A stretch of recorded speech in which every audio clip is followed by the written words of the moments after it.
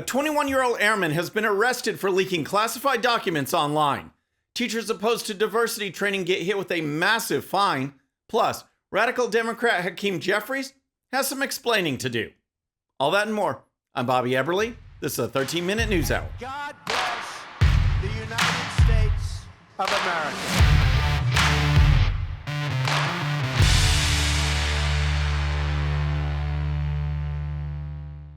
Okay, friends, welcome to the show. Happy Friday. I hope you had a great week. If you're new to the show, thank you so much for tuning in. We're going to start with Jack Teixeira, who is the airman responsible for leaking scores of classified documents on the internet over the last few months. So, was this person some kind of Jason Bourne who has just now gone rogue, wanting to bring down the United States of America? Not exactly. Turns out that this document leaker is a 21-year-old kid who apparently was showing off to his online video game buddies. Hey man, check out what I got. Well, what he got were some highly classified documents on a host of intelligence and military operations. The FBI, as Attorney General Merrick Garland just announced at the Justice Department just a few moments ago, has taken into custody a 21-year-old airman with the Massachusetts Air National Guard, and this is in connection with this extraordinary series of leaks of classified documents from a number of agencies across the U.S. government, the Pentagon, the Office of the Director of National Intelligence, and so on. These documents have been appearing in unusual places online, such as Discord and Twitter and Telegram, apparently since January, but the Defense Secretary Lloyd Austin said earlier this week that he only learned about this case on the 6th of April. Now, during his pathetic and embarrassing trip to Ireland, Joe Biden was asked about the document leak and said this to reporters. I can't right now. There is a full-blown investigation going on, as you know, with the intelligence community and the Justice Department, and they're getting close. I don't have an answer for you. I'm not concerned about the leakages, and I'm concerned that it happened. But there's nothing contemporaneous that I'm aware of that is of great consequence. Basically, what Biden is saying is that what was released is no big deal. No big secrets, no big strategies, no big operations being revealed. Wrong. As Greg Kelly at Newsmax reports, here are some of the information that was released by this guy in chat groups and to his video game friends. Details on Ukrainian military strength, U.S. intelligence gathering effort with allies and adversaries, U.S. involvement in Ukraine. And that's just a sample. Other leaked information includes efforts by the Biden administration to undermine the government of Benjamin Netanyahu in Israel, our strongest ally in the Middle East, and Biden is trying to sow unrest with the people in Israel. In addition, the revelation that special forces have been on the ground in Ukraine, actually fighting the Russians, has serious consequences. If that's what America is doing, then that is a violation of the War Powers Act, and Biden is breaking the law. Not to mention elevating tensions between America and Russia to a much higher level. More will be learned in the coming days, but as former CIA operative Mike Baker points out, much of the problem stems from a lack of consequences for leaking such material. The problem we've got here is, over the years, it's very simple in my view, is a lack of consequences for this sort of behavior, for these sort of actions taken by individuals. If we had consistent, from administration to administration, consistent, serious consequences for leaking classified information, for breaking your very important and serious secrecy agreements that these people all sign, then we could help to, I believe, minimize this problem. Here's the main point to keep in mind and to observe as you watch the news and press briefings. The media will likely be focusing on questions such as, how did someone so young have such access? Or who might have fed him this information? Or what safeguards will be put in place in the future? In other words, they will be talking about the leak as a process and not about the information that was leaked. We cannot have boots on the ground in Ukraine. We should not be undermining our allies. These are the questions that need to be asked, and the Biden administration needs to provide the answers. All right, next let's talk about modern-day teacher training. But first, if you're new to the show or haven't subscribed yet, regardless of platform, just search out my name, hit that subscribe button, make sure notifications are turned on. That way you can follow the show and help us grow. Okay, next let's talk about America's government-run schools and the efforts that are going on not only to indoctrinate students, but to indoctrinate teachers. We see examples all over social media of these woke leftist teachers exerting their influence over young children. Remember this teacher who removed the American flag from her classroom and left the children wondering what they're supposed to pledge allegiance to? My kid today goes, hey, it's kind of weird that we just stand and then, we say it to nothing. And I'm like, oh, well, I gotta find it. Like, I'm working on it. I got you.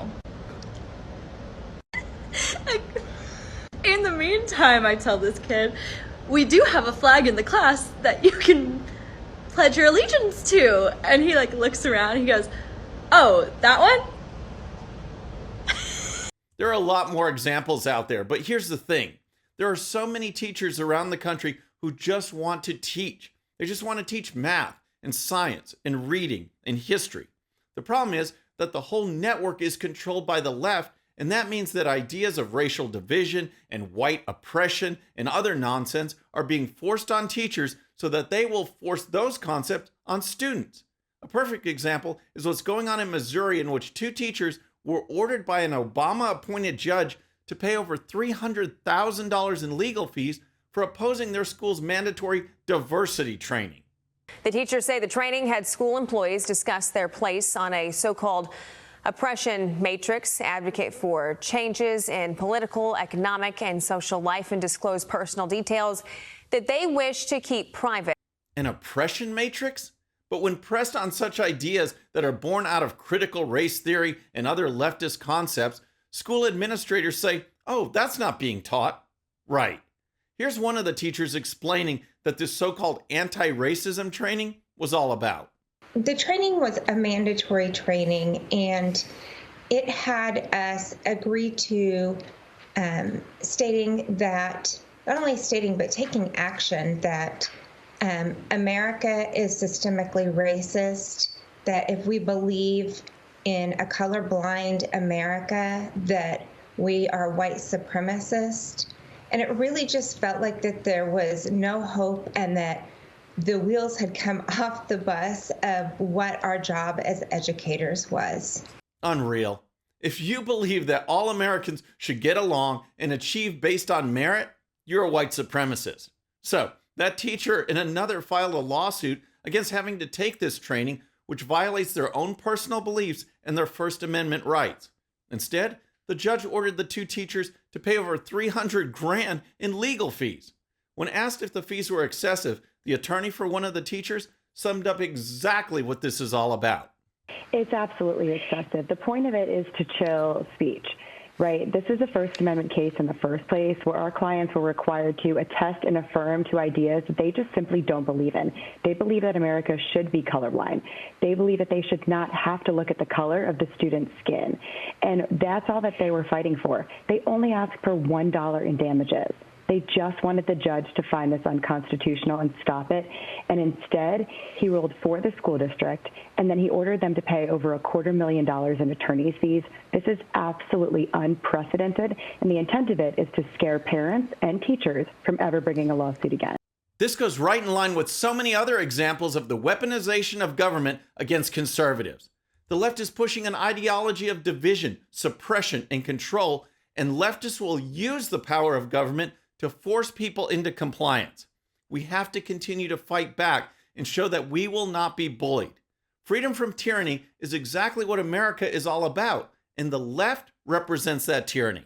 All right, next let's talk about leftist Democrat Hakeem Jeffries. He's the Democrat who took over Nancy Pelosi's position in the House leadership as a House Minority Leader.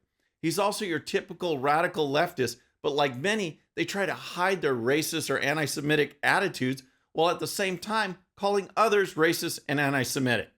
Case in point are the efforts in recent years, now that Jeffries in the spotlight, for him to distance himself from the actions of his uncle, Leonard Jeffries, who was well known in New York for anti-Semitic comments and a host of other actions.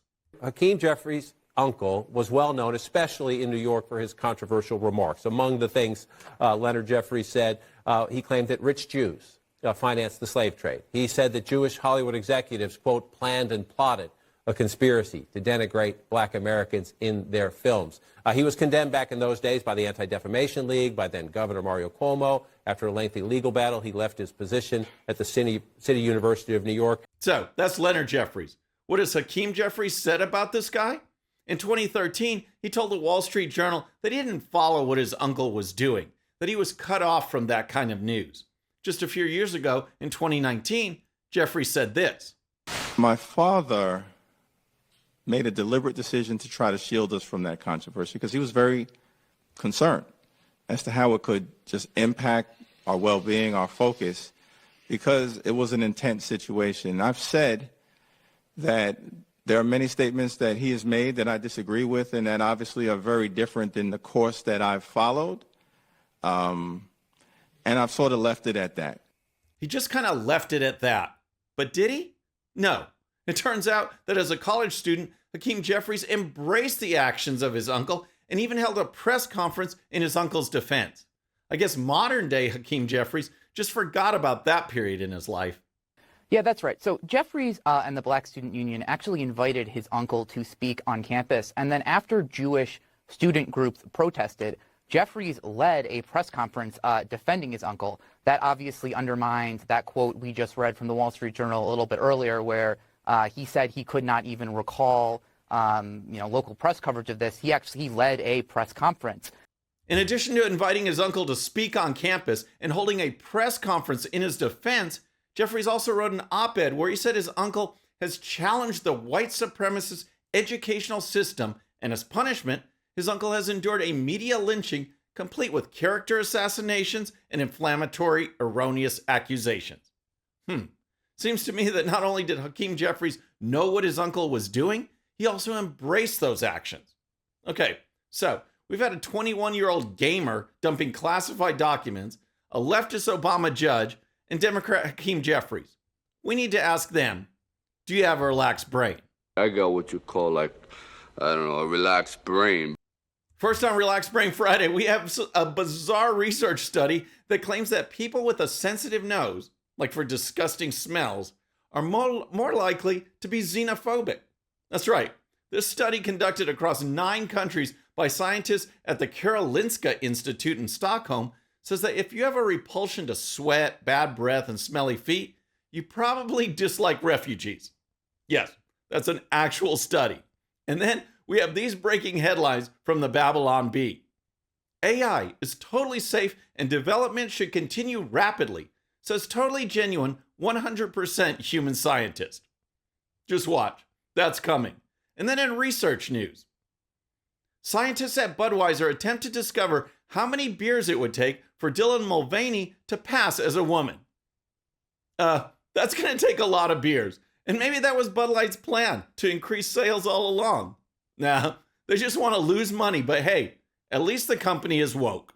Friends, that's our show for today. I hope you enjoyed it. And remember, today's show's one sheet is available to Patreon supporters using the link in the description. The one sheet gives you the links to all the videos and stories used on today's show, so you can dive even deeper into each issue. And with that, our next show will be Monday evening at the usual time. Until then, I'm Bobby Eberle. This is a 13-minute news hour.